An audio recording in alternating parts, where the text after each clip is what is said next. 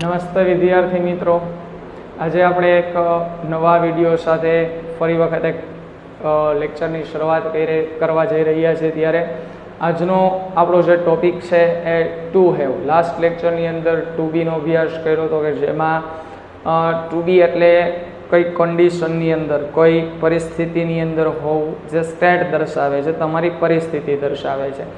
હવે જોવાનું છે ટુ હેવ. ટુ હેવ એટલે શું થાય? તો કે ટુ હેવનો મતલબ થશે ની પાસે હોવું. શું થાય? ની પાસે હોવું, જેને ઇંગ્લિશમાં કહેવામાં આવે છે પોઝેશન. શું કહેશું આપણે? પોઝેશન કહેશું. પોઝેશન એટલે કે માલિકી, હક દર્શાવો, ઓનરશિપ દર્શાવવી. તો ટુ હેવ દ્વારા આપણે વ્યક્તિને મારી તમારી માલિકી શું છે અથવા તો તમારો હક કઈ વસ્તુ ઉપર છે એવું બતાવવા માટે થાય છે. ટુ હેવ આજે લેક્ચરની અંદર વાત કરવી છે આપણે ટુ હેવ પ્રેઝન્ટની. એટલે વાત કરી કે ની પાસે છે. પહેલા તો મતલબ શું થયું ટુ હેવનો? ની પાસે હોવું. પ્રેઝન્ટની વાત કરીએ છીએ તો થશે ની પાસે છે. તો હવે જ્યારે ક્યારે પણ આપણે ટુ હેવ પ્રેઝન્ટની અંદર જ્યારે માલિકી દર્શાવી છે ત્યારે હેલ્પિંગ વર્બ તરીકે હેવ ઓર હેઝનો ઉપયોગ કરવાનો થશે. હેવ ઓર હેઝ છે એ ટુ હેવ પ્રેઝન્ટના હેલ્પિંગ વર્બ છે. હેલ્પિંગ વર્બ દ્વારા આપણે વાક્યને બનાવી શકીએ છીએ. આગળ જ્યારે ટુ બી પ્રેઝન્ટ જોયું તો અમને હેલ્પિંગ વર્બ એમિઝાર છે, ટુ બી ભૂતકાળના હેલ્પિંગ વર્બ વોઝ વેર છે, અને ટુ બી ફ્યુચરના જે હેલ્પિંગ વર્બ છે વિલ બી અને શેલ બી છે. તો આમની અંદર આપણે જ્યારે વાક્ય બનાવવું છે તો પહેલાં સૌપ્રથમ એની સ્ટ્રક્ચર ઓફ સેન્ટેન્સની વાત કરીએ તો એફર્મેટિવ સેન્ટેન્સ માટે subject plus helping verb have or હેઝનો ઉપયોગ થશે પ્લસ અધર વર્ડ્સ. અહીંયા તમારું માલિકી દર્શાવતું નામ હોઈ શકે અથવા તો એક્ઝેક્ટિવ ને નાઉન કંઈ પણ હોઈ શકે. ત્યારે ઇન્ટ્રોગ્રેટિવ સેન્ટેન્સ બનાવવા છે, નેગેટિવ સેન્ટેન્સ આવશે. તો જ્યારે આપણે નેગેટિવ સેન્ટેન્સ બનાવવા છે, પહેલાં ધ્યાન આપજો. અહીંયા ટુ હેવ છે ને એનું જે મેઇન વર્બ છે એ શું છે? હેવ છે. હેવમાંથી જ પ્રેઝન્ટ બને છે, પાસ્ટ બને છે અને ફ્યુચર બને છે. પ્રેઝન્ટની અંદર આપણે બે હેલ્પિંગ વર્બ લીધા, એક હેવ છે અને એક હેઝ છે. આ જે હેવ છે એમાં જ્યારે તમે સિમ્પલ પ્રેઝન્ટનો જે હેલ્પિંગ વર્બ છે કયું? ડુ. જ્યારે એને તમે હેવની અંદર એડ કરો છો એ સમય દરમિયાન તમારું હેલ્પિંગ વર્બ હેવ જ રહે છે. પણ જ્યારે તમે હેલ્પિંગ વર્બ હેવ છે એની અંદર સિમ્પલ પ્રેઝન્ટના જે કંઈ પણ હેલ્પિંગ વર્બ ડઝ છે એનો ઉપયોગ કરો છો ત્યારે શું બની જાય છે? હેઝ બની જાય છે. તો જ્યારે ક્યારે પણ હેવની અંદર ડુ એડ કરીએ ત્યારે હેવ રહે છે અને હેવની અંદર ડઝ એડ કરો ત્યારે એ હેઝ બને છે. તો એ જ રીતના આપણે જ્યારે નકાર વાક્ય બનાવવાના છે ત્યારે શેનામાંથી બનેલું છે એ જોવાનું છે. જ્યારે હકાર વાક્ય બનાવી ત્યારે શું બન્યું છે એ જોવાનું છે. તો એફર્મેટિવમાં તો આપણે ડુ અને ડઝ ડાયરેક્ટલી મૂકી દીધા, પરંતુ જ્યારે નકાર વાક્ય બનાવશું ત્યારે એમાં કેવી રીતના બન્યા છે? એટલે કે સબ્જેક્ટ પ્લસ હેવ છે એમાં ડુ અને હેઝ છે એમાં does, not have. Main verb have તો આવવાનું જ છે, પણ શેમાંથી તૈયાર થયા? કે તો ડુ અને ડઝમાંથી તૈયાર થયા છે. તો plus note plus other words. Example જોશો એટલે વધુ ખ્યાલ આવી જશે.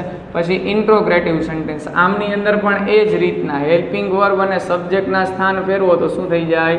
ડુ ઓર ડઝ, પ્રશ્નાર્થ વાક્ય છે એટલે subject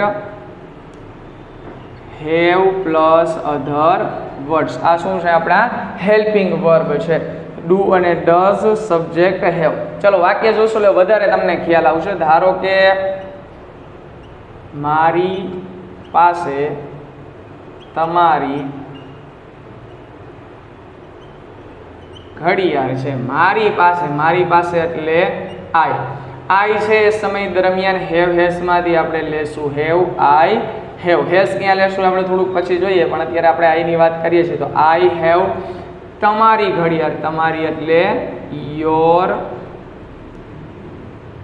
watch. I have your watch. મારી પાસે તમારી ઘડિયાળ છે. મારી પાસે તમારી ઘડિયાળ નથી. મારી પાસે તમારી ઘડિયાળ નથી. તો શું થઈ જશે? આઈ. હવે નકાર વાક્ય માટે ડુ અથવા ડઝ. તો હેવ મૂક્યું છે તો હેવ એટલે શું વાત કરી આપણે?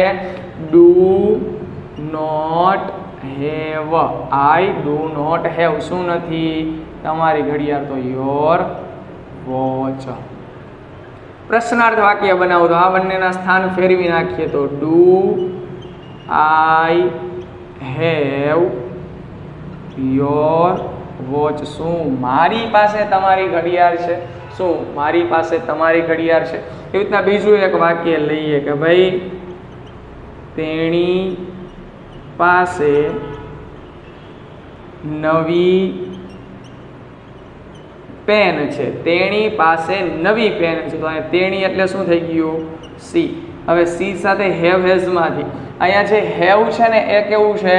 પ્લુરલ વર્બ છે. કેવું છે? પ્લુરલ. અને જ્યારે હેઝ છે એ કેવું વર્બ છે? Singular verb. જ્યારે તમને થર્ડ પર્સન કોણ સિંગ્યુલર આપ્યું હોય, third person singular, he, C, it અને સિંગ્યુલર નાઉન આ આપ્યા હોય ત્યારે તમે શેનો ઉપયોગ કરશો? હેઝનો ઉપયોગ કરશો. શેનો? હેઝનો. તો અહીંયા જો થર્ડ પર્સન સિંગ્યુલર કોણ છે? સી. તો સી સાથે હેવ હેઝમાંથી આવશે હેઝ. તેણી પાસે જે શું છે? નવી પેન. તો અ ન્યૂ પેન. આ ન્યૂ છે વિશેષણ છે, વિશેષણની આગળ આપણે આર્ટિકલ એ લગાડ્યો છે પણ લાગે નહીં. શું કામ ન લાગે? કારણ કે વિશેષણની આગળ આર્ટિકલ લાગતો નથી. પણ જો વિશેષણ પછી તમને નાઉન આપેલું છે તો તમે એની પાછળ આગળ છે વિશેષણની આગળ આર્ટિકલ લગાડી શકો છો. આર્ટિકલના જે નિયમો જોયા હતા એમાં પણ આ એક્ઝામ્પલ 2-4 કરાવેલા છે. ધ્યાન રાખો બધી બાબતો, વાક્યમાં ક્યાં શું મૂકી શકાય. પછી બીજી વસ્તુ એ હતી કે જેમની અંદર આપણે ગુજરાતી વાક્યમાં તો એકનો ઉલ્લેખ નથી કર્યો, પણ જ્યારે ઇંગ્લિશ વાક્ય તમે બનાવો છો તમને સેન્સ એકની મળે છે તો એ સમય દરમિયાન તમે છે એ આર્ટિકલ ઇંગ્લિશ વાક્યમાં મૂકી શકો છો. ચાલો, તેણી પાસે નવી પેન નથી, આવું વાક્ય આપ્યું. તેણી પાસે નવી પેન નથી તો સી નથી. હવે જો આ હેઝ છે એના માટે આપણે શું કીધું હતું? હેવ પ્લસ ડઝ બન્યું હતું. તો અહીંયા શું થઈ જશે? ડઝ નોટ હેવ શું નથી? A new pen.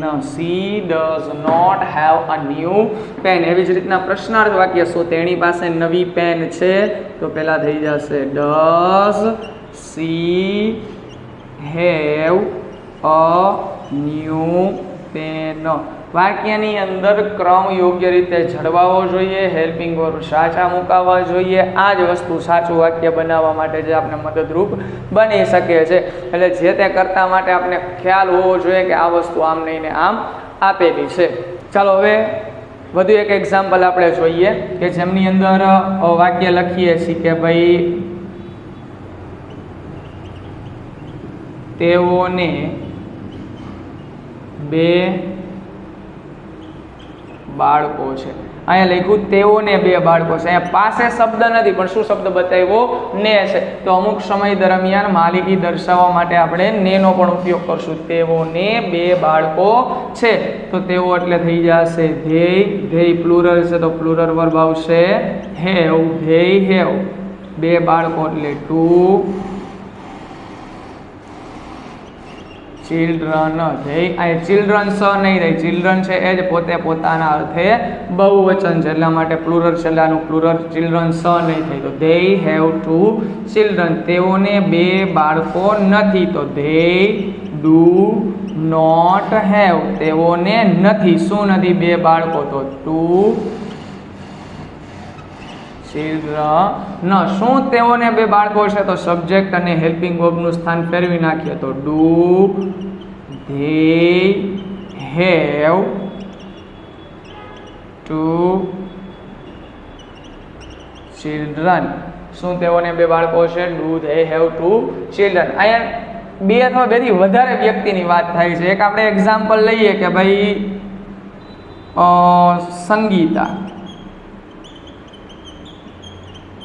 સંગીતાને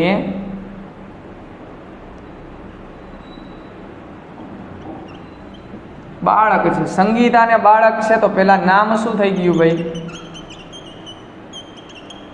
સંગીતા. તો સંગીતા એક વચન છે, એક વચન હોય ત્યારે હેઝ.